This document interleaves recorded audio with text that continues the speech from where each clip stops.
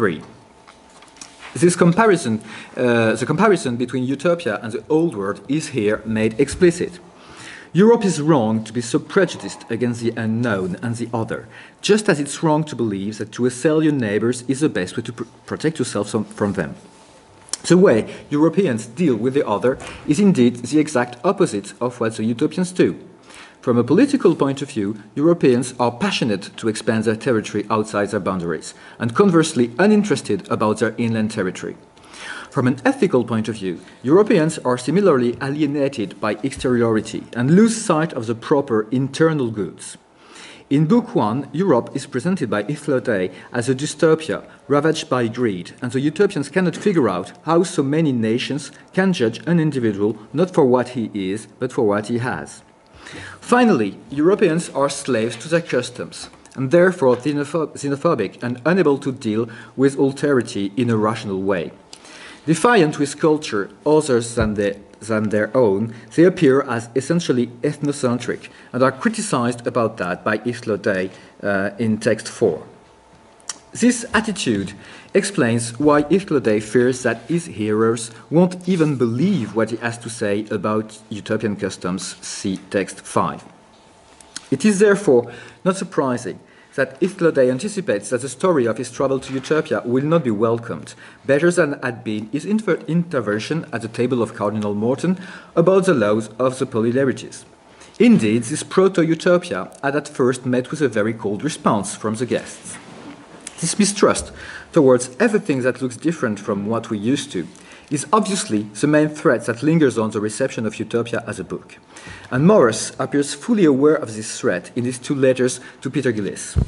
The readers will be quick to judge that the utopian customs are absurd to such an extent that in the first letter, Morris states that he hesitates to publish his transcript of the conversation with Utopia. The European reader must therefore be somewhat re-educated in order to be able to experience a more fruitful relationship with alterity. What seems absurd to him from a logical point of view needs to be reduced to something foreign from a geographical and logical point of view.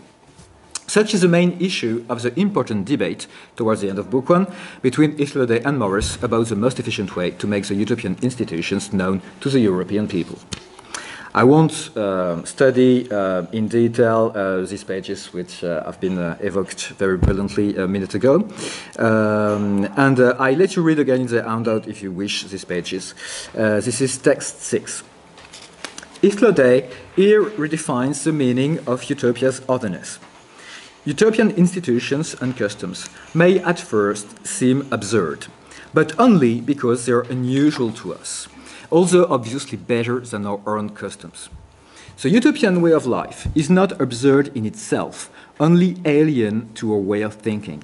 In this respect, it can be compared to the teaching of Jesus. While confronting himself to Utopia, the traveler or the reader is thus invited to look at his own customs with a fresh eye, that's to say, a distanced and critical eye. Morris' Utopia is therefore a great example of distancing effect or estrangement effect, as Carlo Ginzburg rightly pointed out. The more we read about Utopia, the more this critical effect on our vision of the old world is enhanced. The dynamics is similar to that of Montaigne's famous essay De Cannibales. Eventually, it is not anymore the European that observes and judges the other, but the other that sharply reveals our own inconsistencies. However, Morris and Utopia hold different views about the problem raised by the reception of otherness. Utopia considers it a problem regarding content, while he explains that what is better might seem strange or alien, not because it is absurd, but because at first sight it looks unusual. On the other hand, Morris considers it as a problem regarding form or rhetoric. The outlandish speech, aliena, of the philosopher amidst the comedy of power fails to convince because it is inappropriate to the setting and tone of the play. Morris thus suggests a wholly new approach to the problem while he raises the inquiry about otherness on a different level. That's to say, to a rhetorical and discursive level. The key point is not anymore to distinguish what is logically strange from what is merely culturally alien, but to avoid strangeness or inadequacy in the speech that conveys this otherness. Yet, Islaudet refuses to alter in any way the form of his speech, because he is convinced that this strategy of rhetorical adaptation bears a risk for the speaker to be contaminated by the madness of his audience. It is because of this threat that he refuses the famous indirect approach favored by Morris, which he views as a dangerous compromise. Nonetheless, there is something paradoxical about this debate. To be sure, Islaudet rejects Morris's suggestion, and yet this indirect approach is a very accurate definition of the rhetorical strategy adopted by the author Thomas More all along Utopia. The ideal other place is indeed described not as a result of abstract speculation, as was the Republic of Plato, but as a real country, although very remote. More made this choice because he decided to cover his description of the base state of a commonwealth under the guise of a travelogue recording what Islaudet saw on the new island of Utopia. This strong rhetorical choice, from which stems the whole tradition of utopian writing, is necessary in order to ensure an efficient success for the book. Indeed, the Renaissance reader is thus placed in a familiar position. His curiosity is aroused, and he is prepared to consider as virtually real the strangest objects or customs.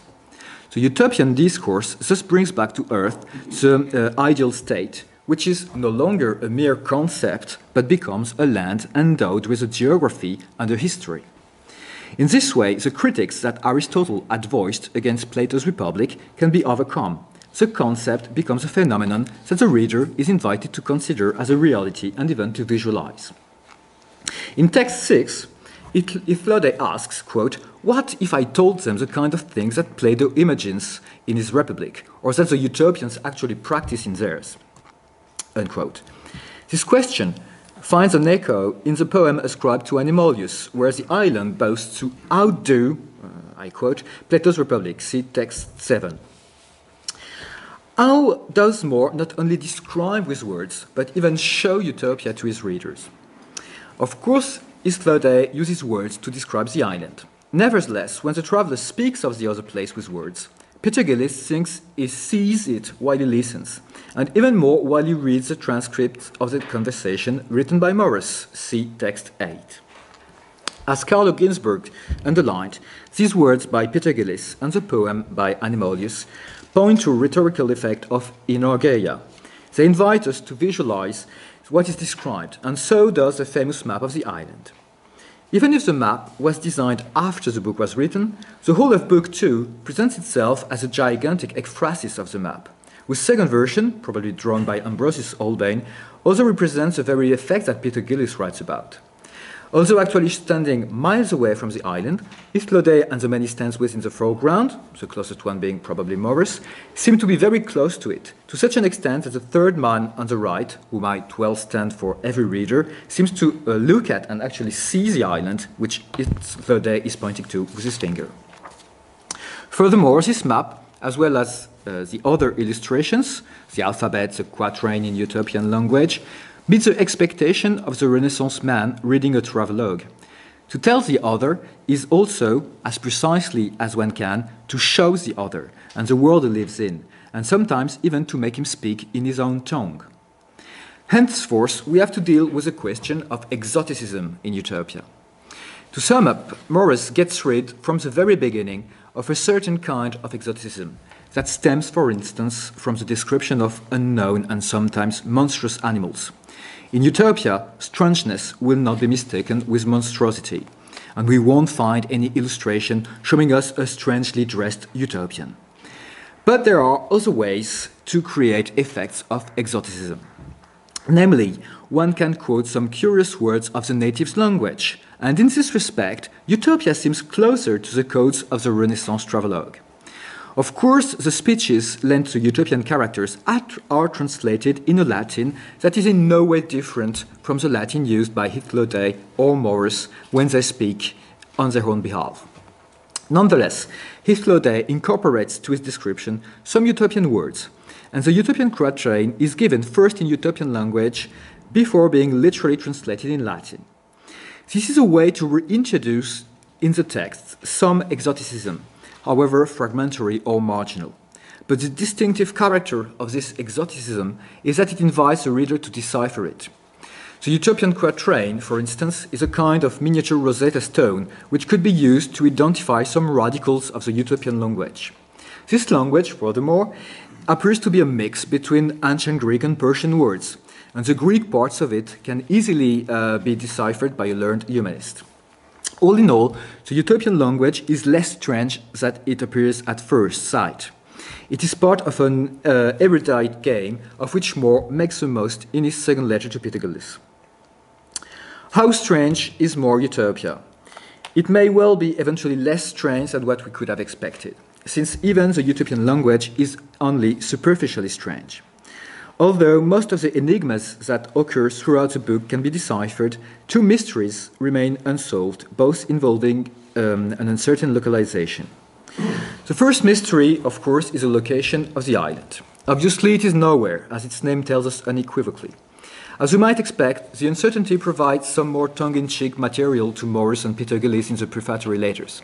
But above all, as Guillaume points out, this uncertainty directs us to a space that might be radically alien to our world, somewhere between heaven and earth, just as the flying island of Laputa in Gulliver's Travels. The second mystery is the actual location of Hithlode. In his second letter to Peter Gillis, Morris writes that Hithlode has recently been seen in Portugal. But Peter Gillis appears less positive about this fact. This uncertainty echoes what we know of the story of Hithlode. When he was still a young man, he gave all his belongings to his relatives, thus breaking all the bonds that might have tied him to his native country. Hithlode willingly detached himself from every alienating exteriority to become a harmless traveler, a choice that brings him closer to heaven. Having become a kind of citizen of the world, Hithlode doesn't care any longer about his earthly location.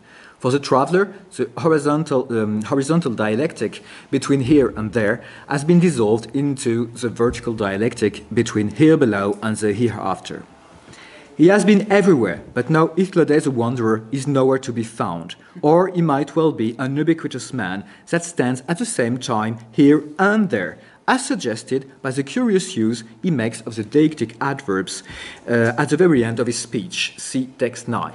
In this text, here, in Latin hic, is used to refer to Utopia, while elsewhere, alibi, refers to everywhere else, including Europe, where he is presently supposed to stand and to speak. Hithlode's epilogue therefore suggests that the critical inversion of the points of view has reached its final state. The other world has been internalized, and home has just become a fraction of the rest of the world from which Hithlode feels once and for all alienated. Thank you.